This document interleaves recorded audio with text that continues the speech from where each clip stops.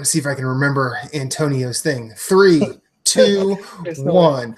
Ladies and gentlemen, boys and girls, welcome to Nerds Gone Rogue B-Sides. My name is Matthew Keel, standing in for a sick father doing sick moves. Corey Dierig, we hope you feel better. And my mic just fell. Fantastic. Off to a flyer. And we have a guest this week, former Platinum in Chief himself, Antonio Guillen. How are you, sir? I'm doing fabulous. Are you trying to do the ravishing Rick Rude? I mean, what's going on here? Just giving them a show, man. That's what they came for. Yeah, okay, great. Moose, how are you, sir? I'm doing good, man. Doing good. I think I'm just gonna feature Antonio. We're just gonna watch him dance. Yeah, it's not.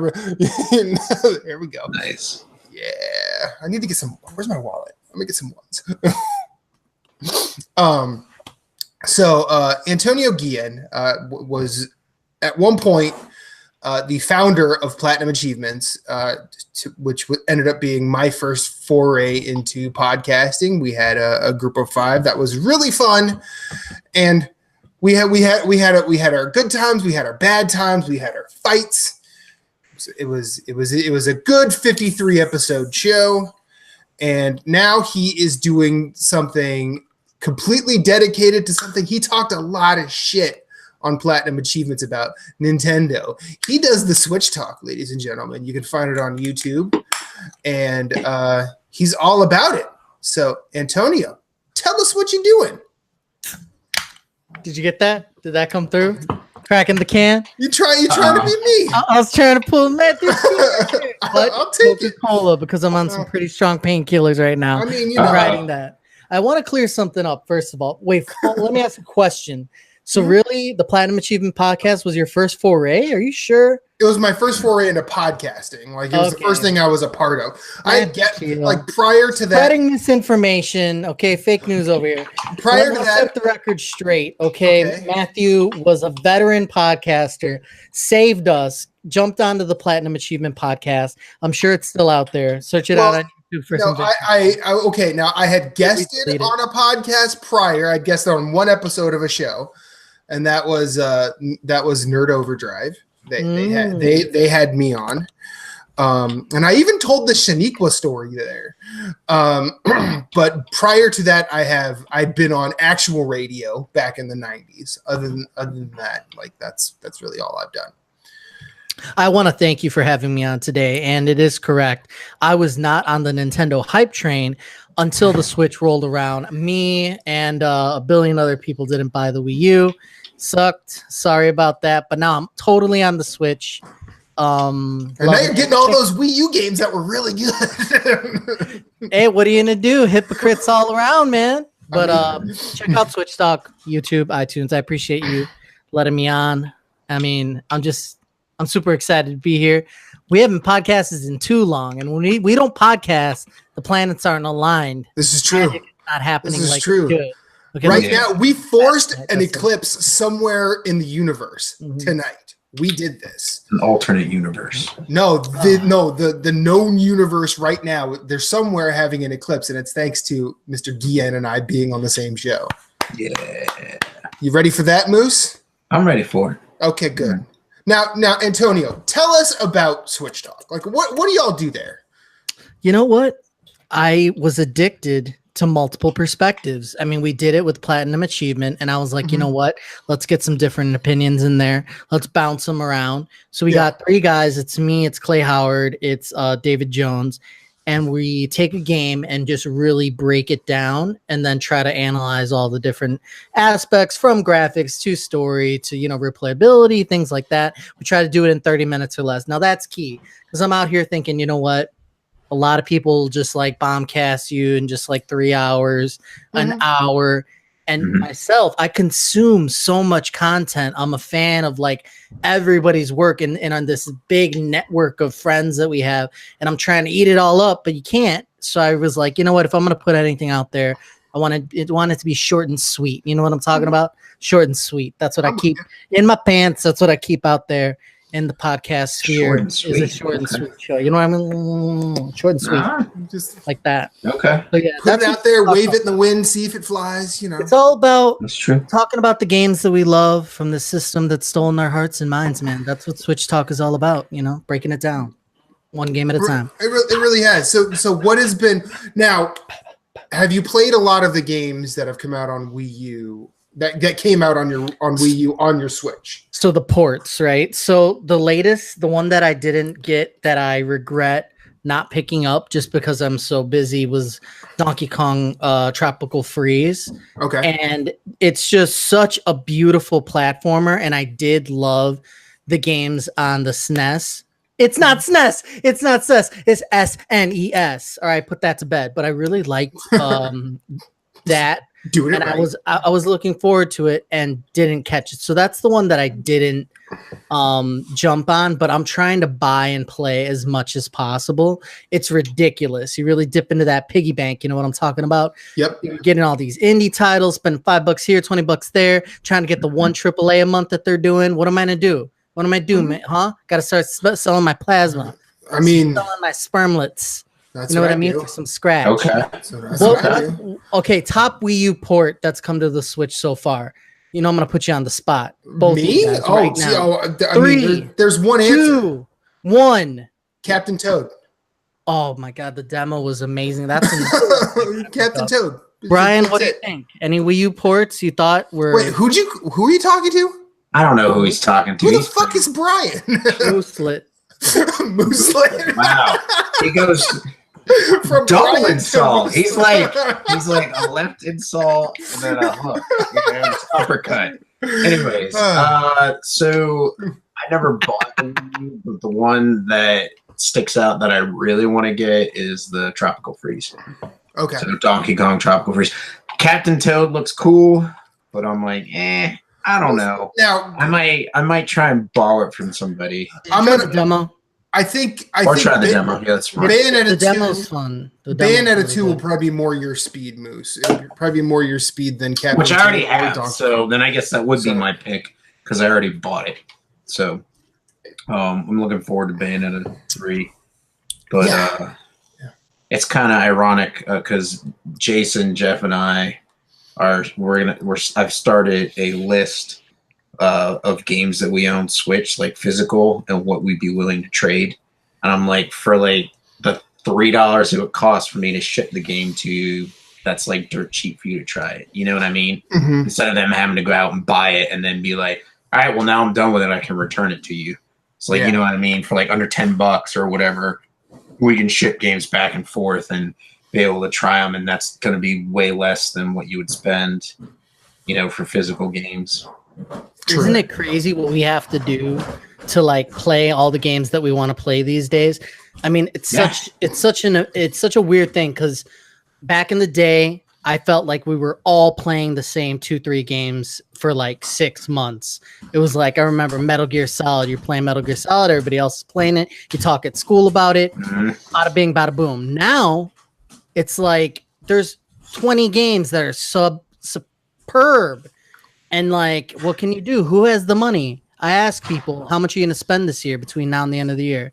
Mhm. I'm over here like, I'm going to spend $200 minimum. What am I going to do? Save me. Anyway, Mhm. we all got to sell drugs, make money. I mean, I won't talk about it. So- That's why he's gone so much. He's hoeing it up out on the streets. Mhm. He has to. Don't you talk about my life. So Antonio, what would you say the games that have surprised you the most on Switch? SteamWorld been- did too. Didn't follow the series, and then as you progress in the franchise, it like kind of changes up. It was excellent gameplay. It kept me going. It's one of the few games that are that I'll roll credits on. I'm like right at the end. I don't want it to end. I'm breaking every dirt block. Are you a fan? Have you tried, man? Yeah. Mhm. Okay, so you know what's up. Yeah. SteamWorld. amazing game. SteamWorld. I've played SteamWorld Dig 1 and It's my SteamWorld top. Dig It's 2. got to be my top 5 on the Switch, and you know you have to factor in the fact that, Mario and Zelda are out there. Top 5 for sure. And it's just incredible in every way. And the music, the graphics, the controls. There's something about a game where you play and then you love it and you can't put it down. Because there are games that are great and it's like, okay, I had my time with it, but you don't roll credits on. This is one that I'm going to fully enjoy roll credits on, get all the little hidden things. That's why I've been, picking at it like 2 hours at a time for just months and months and months. That's my biggest surprise on the Switch so far. SteamWorld Dig 2. Okay. Highly recommend. If you haven't played it, if it's not on your Switch, you want to Switch, just, I don't know. It's addition. Okay. Now, so what do you think the best games come out this year on Switch are? Oh, let's see here. Okay, Darkest Dungeon. If you have you played? Yeah, amazing. I bought it the year it came out. Yeah. Again, it's a genre where kind of like roguelike or light or whatever you want to call it. Yeah, it is. I don't usually do that. And once I broke through, because at first, I picked it up on recommendation. I was like, all right, I'm going to give this a try. And the turn-based battles, all that, I'm like, okay, this is kind of clicking. And then I got like basically squad wiped, had to start again. It took me 4 restarts of real like trying to push through. But then once you do, it's kind of like the Dark Souls thing going on where it's like you persist.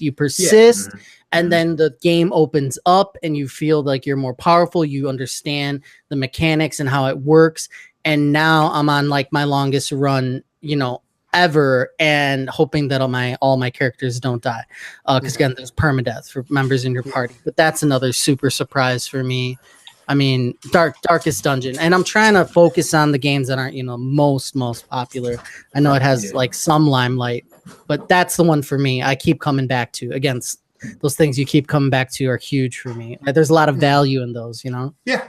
Yeah, it's done right, I think. Well, I mean, from my time podcasting with you, like that is a game so far outside of your scope that I'm shocked that you're even playing it. So respect. I'm a new man. I mean, it's cool to see, and I also like the fact that there are plenty of people playing games like that now that didn't play them before because they're available as like an on the go situation. Because even like when and I know Moose and I will profess that the Vita really was a great handheld console. And I mean it still is. You can still take it around and play it. It's fine. But it seemed like even with that, people were still avoiding those games like Darkest Dungeon, games like, I mean, I don't think if Dead Cells came out 3 years ago, I think it would be mired in sort of a limbo that nobody's really wants to attack, because it would probably be either on Wii U where no one would play it, or it'd be on Vita where not enough would really give it the look it deserves. If you just thinking about Dead Cells, it's like I think about the Vita for some reason. It's like some alternate timeline. It was like a breakout like PS Plus hit or whatever. That's interesting. I've been playing a lot more because of Switch Talk. I try to play games on recommendation, force myself out of my comfort zone, and a lot of that has happened through the show. But also, the Switch make it so easy to. Oh, man, I don't know what it is exactly, but with the portability, with the fact that you have it on you all the time, it's just easier to drop into that store and try things out. So if you got, $10 burning a hole in your pocket, you're going to find, that game that's just like worth your time and money. And that's huge. With the swath of games that's coming though, overloading, there's a lot of shovelware out there, so it's kind of looking like you brought up the Wii U a couple times. It's just like you can't sustain that. You're gonna lose all those indie gems that are out there. Well, the Wii U didn't. It's the original Wii that had a ton of shovelware on it, and that was shovelware physically. Like, you could get Cold Stone Creamery's video game on Wii, because why the hell not? But I think that it's a very real thing. But like, to people who are going to say, oh well, the Switch has too many games, like, you must not play video games on Steam. You must not pay attention. You must not look at the PlayStation store very often. You might not look at the Xbox store very often because there's some garbage everywhere. Mm-hmm. I mean, and Moose and I can both admit we've played some garbage for some easy platinums. and they are painful experiences filled with nothing but regret and a platinum trophy. That's about it. Okay, so we're gonna wrap this B-side relatively quickly. Antonio, where can we find Switch Talk? When are you doing it? You guys doing a live thing, or you just record it and put it up? So we don't have a set schedule for Switch Talk. We've always just kind of gone around the video game release schedules. So we're going to play the latest thing, like the AAA, the one AAA a month. And then we're going to do the $5 holler. We're trying to find some $5 titles that are gems. So the schedule's all over the place, but follow at Switch Talk 30 or go to the nintendovillage.com because we're part of this whole conglomerate of other podcasts.